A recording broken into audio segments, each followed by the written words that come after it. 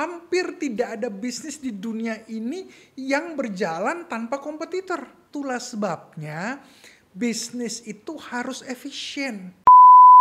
Hai sahabat Andrew Nugraha, apa kabar? Jumpa lagi bersama dengan saya dalam program Bisa, Bincang dalam Lensa bersama Andrew Nugraha.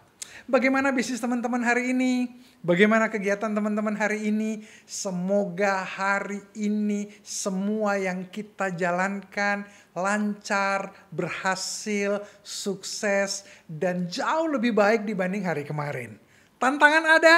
Tentu tidak pernah kita terlepas dari berbagai macam tantangan. Tapi itulah yang membuat kita hidup, itulah yang membuat kita selalu berjuang, selalu melakukan inovasi, selalu kreatif, sehingga kita bisa menang dari satu tantangan kepada tantangan yang lain. Nah, bicara tentang bisnis saat ini sangat ketat sekali. Bisnis saat ini belum ada satu masa kita membuka bisnis, sudah ada kompetitor yang lain. Bahkan kalau kita lihat hari ini, most of the business, kebanyakan bisnis yang ada, itu ada kompetitornya. Hampir tidak ada bisnis di dunia ini yang berjalan tanpa kompetitor. Hampir segala sesuatu itu ada kompetitornya. Mulai dari bisnis yang kecil sampai ke bisnis yang besar. Dari bisnis yang entry barrier-nya sangat sulit sampai yang entry barrier-nya sangat mudah. Apalagi kalau entry barrier-nya atau tantangan untuk masuk itu kecil, rendah, lebih banyak pemainnya, ya kan?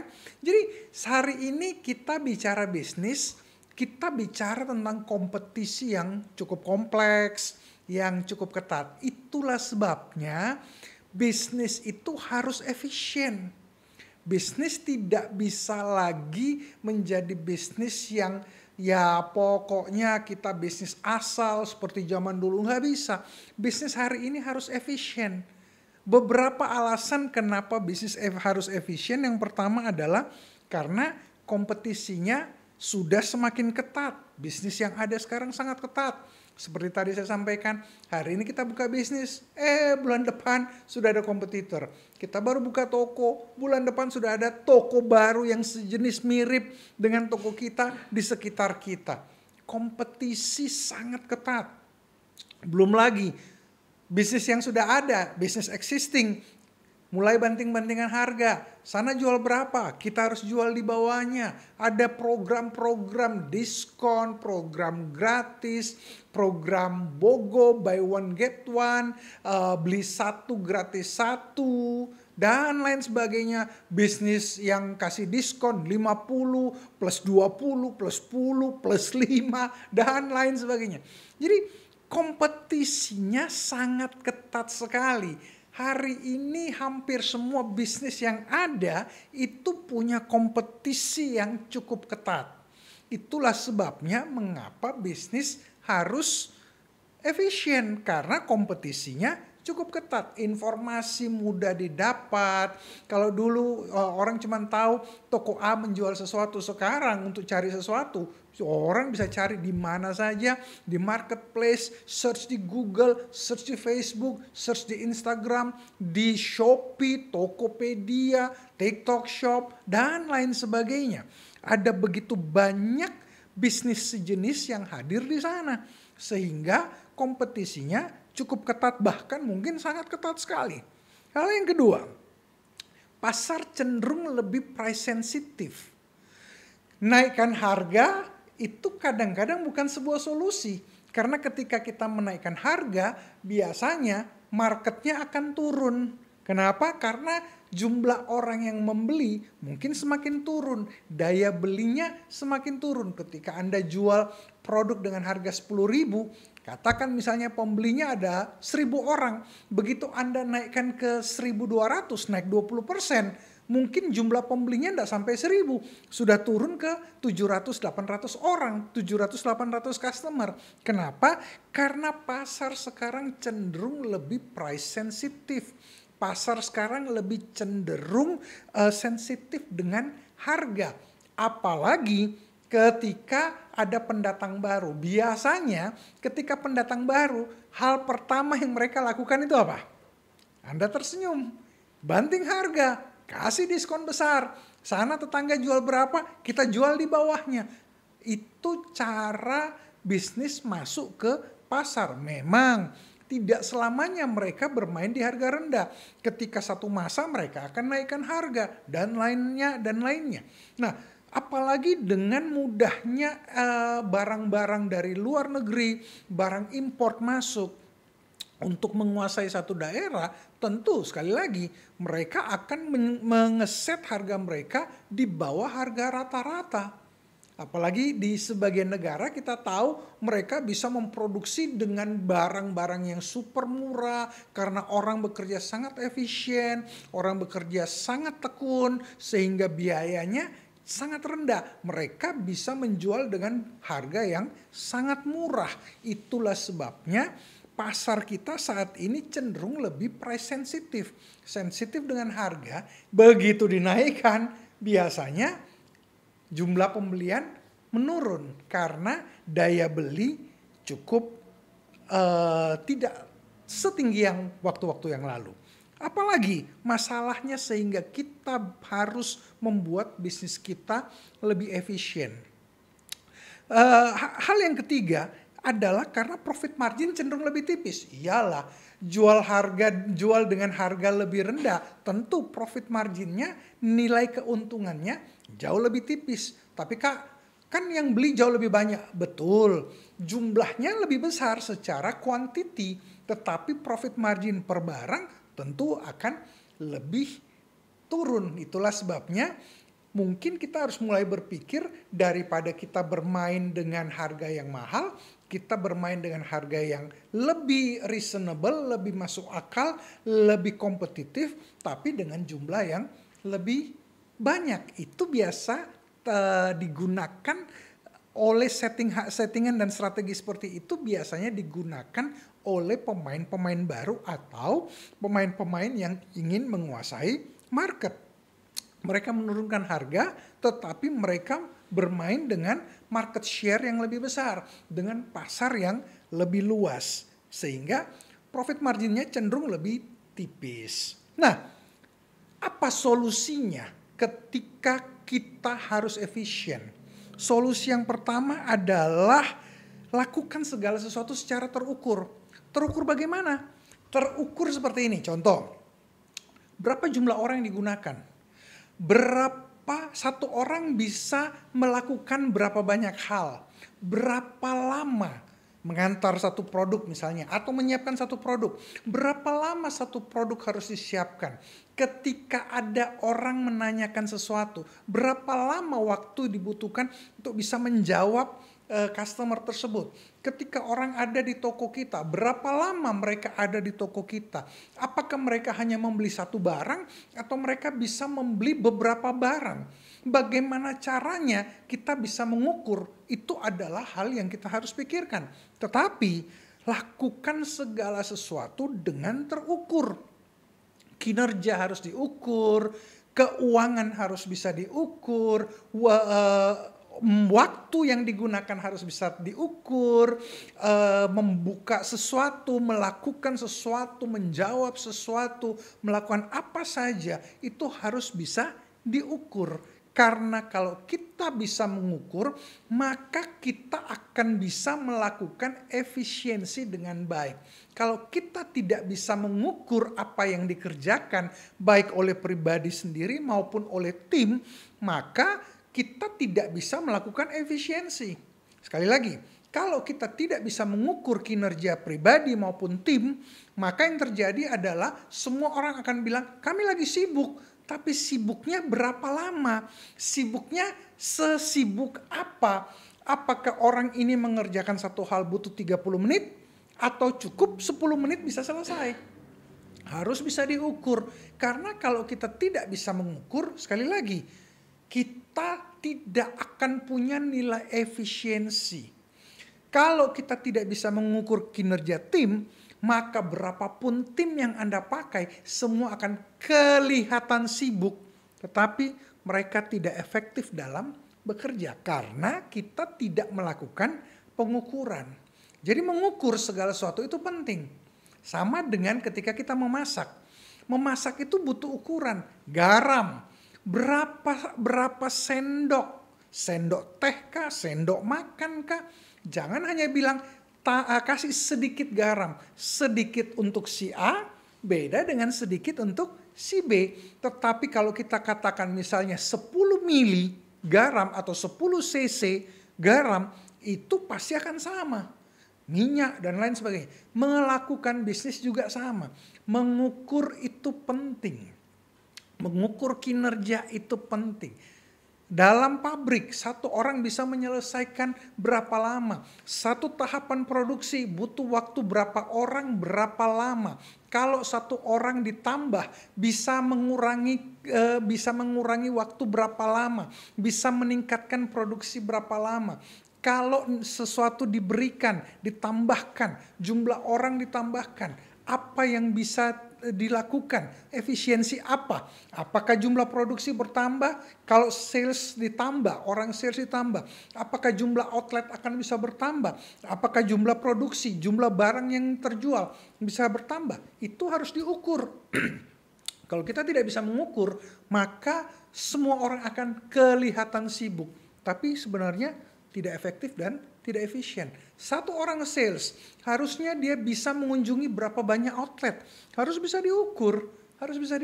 Karena kalau tidak, semua orang akan terlihat sibuk. Tapi tidak efektif, tidak efisien. Yang terjadi adalah biaya membengkak. Biaya operasional naik, tetapi produktivitas tidak bertambah. Jadi hal pertama, lakukan segala sesuatu dengan terukur. Apapun bentuknya harus bisa diukur. Diukur baik dalam waktu menit, berapa kali melakukan mobil misalnya, pengantaran satu hari jalan berapa rate, satu rate berapa lama.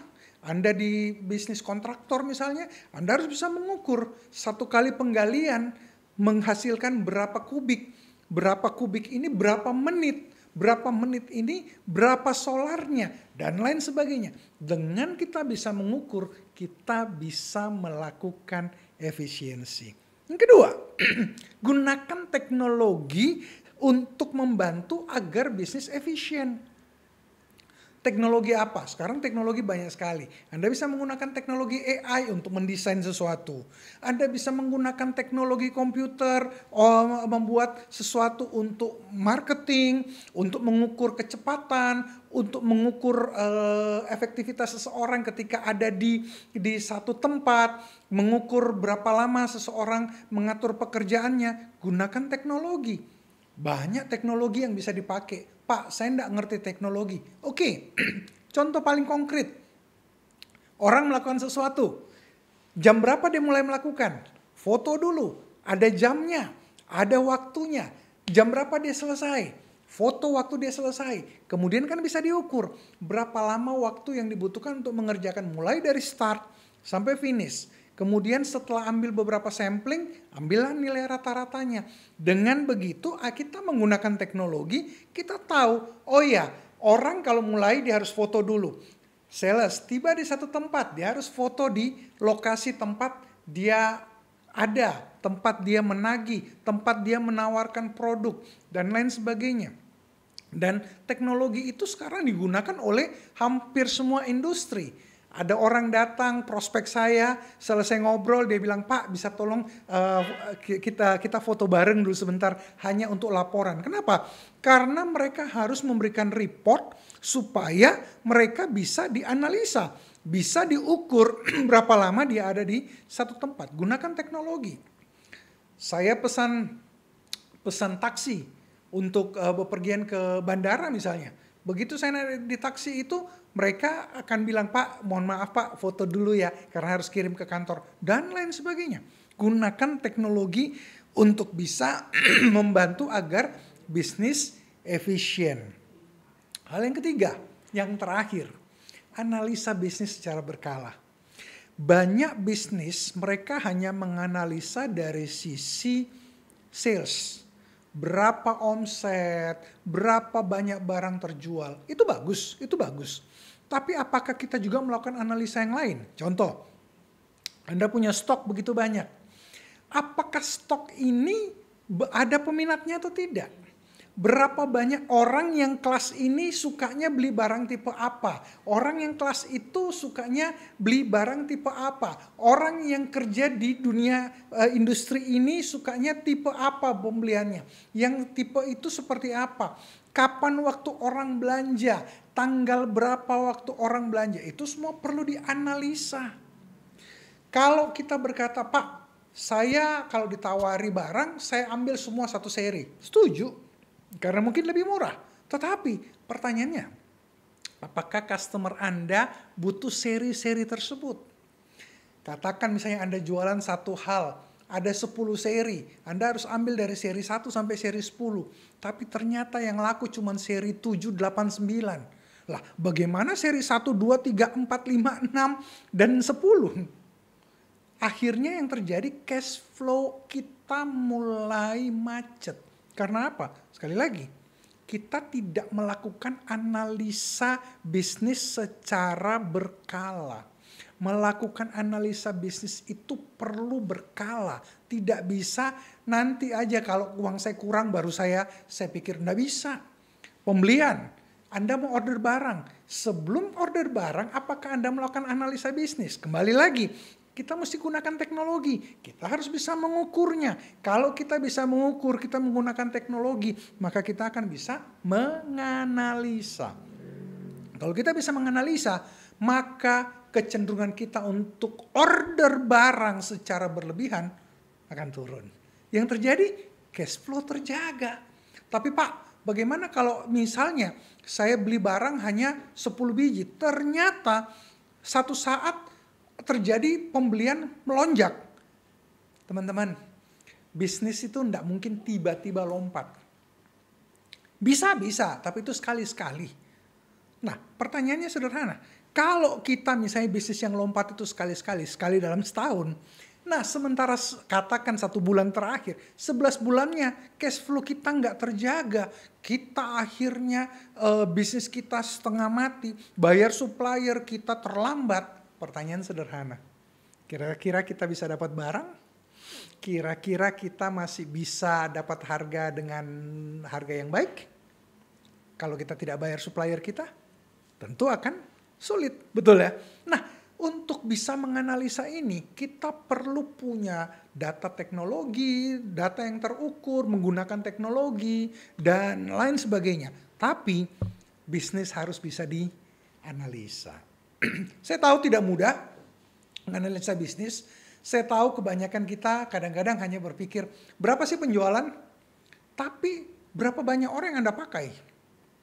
Berapa banyak BBM yang dikeluarkan? Berapa banyak biaya yang dipakai untuk melakukan operasional? Berapa banyak listrik yang dibayarkan dalam sebulan? Apakah itu semua sudah terukur? Pak, uang saya tambah lama tambah banyak. Betul, tetapi penggunaan listrik itu efisien atau tidak? Penggunaan BBM efisien atau tidak? Penggunaan orang, gaji orang, jumlah orang yang digunakan efisien atau tidak? Menggunakan komputer tipe apa yang Anda gunakan? Berapa banyak? Beli barang untuk buffer stock. Berapa banyak buffer stock Anda? Semua harus diukur. Kalau tidak, yang terjadi adalah kita bisa punya barang tapi tidak terjual. Ada selling in, tidak ada selling out. Yang terjadi cash flow kita nanti pasti akan mampet. Ketika cash flow mampet, hati-hati. Yang terjadi bisnis akan stuck. Efisiensi itu perlu dijaga. Efisiensi tidak berarti pelit. Bedakan. Efisiensi artinya apa yang digunakan benar-benar sesuai peruntukannya, sesuai dengan ukurannya. Kalau kita cuma butuh untuk satu shift 2 orang, kenapa kita harus 3? Betul ya? Jam berapa orang-orang harus dimasukkan?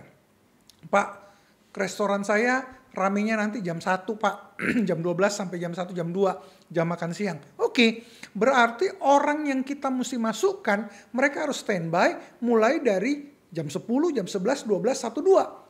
Jam 3, itu aja. Kenapa harus masukkan dari jam 8 pagi? Pak, siapa yang buka warung Pak kalau tidak ada yang masuk jam 8 pagi? Cocok. berarti masukkan 1 orang saja yang untuk mengatur di jam 8 pagi. Tapi selebihnya masukkan di jam 10 sampai jam 2 atau jam 3. Clear. Ya kan?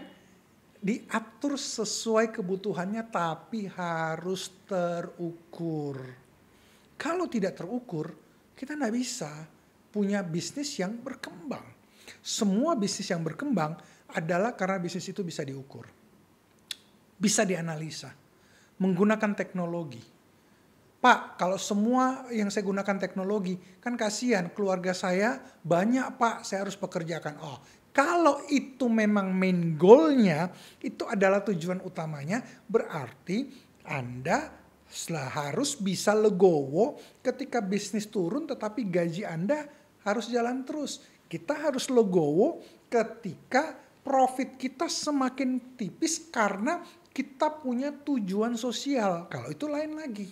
Tapi kalau bisnis adalah tujuannya adalah untuk profit, maka efisiensi itu hal yang tidak bisa ditawar.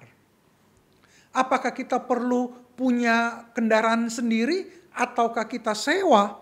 Itu juga perlu dikalkulasi. Kebanyakan bisnis hari ini, mereka nggak mau punya kendaraan operasional sendiri. Yang ada adalah mereka sewa. Sewanya jam-jaman. Mereka kerjasama dengan provider-provider, mereka sewa kendaraannya untuk bisa digunakan untuk operasional sesuai dengan kebutuhannya tanpa harus memiliki. Tapi kalau Anda berkata, Pak, kalau memiliki itu jauh lebih efisien daripada saya sewa. Terserah, sepanjang kita bisa menghitungnya, it's no problem. Tapi kalau kita tidak bisa menghitungnya, hati-hati. Bisnis hari ke depan, hari ini dan hari yang ke depan, profit margin Anda perlu dijaga. Karena itu akan membuat keberlangsungan bisnis kita panjang atau pendek. Kalau tidak efisien, yang terjadi adalah kita pasti tutup dengan cepat. Tapi saya berharap bisnis teman-teman akan menjadi bisnis yang baik, bisa langgeng, bisa diturunkan kepada anak cucu, bisa semakin berkembang. Karena bisnis yang semakin berkembang tentu punya pengaruh yang semakin berkembang, bisa menolong lebih banyak orang. Tapi efisiensi tidak bisa ditawar. Efisiensi harus. Berapa kendaraan yang dipakai, berapa liter BBM yang digunakan, berapa banyak orang yang digunakan, berapa banyak armada yang dipakai, semua harus terhitung. Bagaimana menggajinya? Apakah saya harus menggaji dengan nilai sekian atau tidak? Apakah kita harus ambil orang yang bisa dibayar paling murah atau harus ada orang yang kita berani bayar sedikit di atas rata-rata tapi memang pikirannya bisa kita gunakan, bisa membawa bisnis kita menjadi lebih berkelas, lebih efektif, lebih efisien, lebih berkembang. Itu sebuah pilihan. Tidak ada yang benar, tidak ada yang salah. Semua tentu sesuai dengan bisnis yang sedang kita jalankan. Tapi efisiensi itu wajib. Karena itu yang akan menolong kita untuk bisa terus berjalan di waktu yang panjang. Dan bisnis bisa semakin berkembang. Sekali lagi, mengapa bisnis harus efisien? Karena kompetisi sangat ketat, profit margin semakin tipis, dan segala sesuatu harus bisa diukur. Kalau tidak, kita tidak akan bisa punya bisnis yang berkembang. Doa saya semoga bisnis teman-teman bisa menjadi bisnis yang bukan cuma sukses di hari ini, tapi bisnis yang bisa sukses di hari ini dan hari-hari yang akan datang. Apapun bisnisnya, hari ini bisnis Anda kecil, no problem. Besar itu cuma masalah waktu. Ketika benar-benar kita mengukurnya, kita melakukan segala sesuatu dengan tujuan yang besar, cara berpikir yang besar, menggunakan semua efisiensi dan efektivitas yang tepat dan benar. Bukan pelit, efisien, efektif, itu penting. Efektif, efisien, itu tidak bisa ditawar. Akhir kata, Saya ingin katakan tetap semangat dan jangan pernah menyerah. Karena apapun yang terjadi selalu ada jalan keluarnya. Ingat, kita tidak dilahirkan sebagai orang gagal, tapi sebagai pemenang. Saya Hendro Nugraha bersama seluruh kru yang bertugas mengucapkan sukses buat kita semua.